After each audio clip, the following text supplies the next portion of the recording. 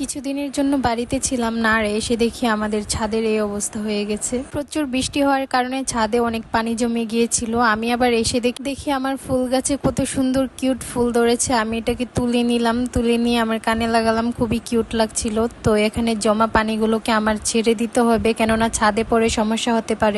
পানি ছাড়ার সময় আমার মনে হচ্ছিল যে পাইপে কিছু একটা আটকা পড়েছে, কেননা এই বাচ্চাগুলো প্রায় সময় ছাদের উপরে উঠে খেলে, তাই ওদের উপরে আমার খুবই রাগ হচ্ছিল।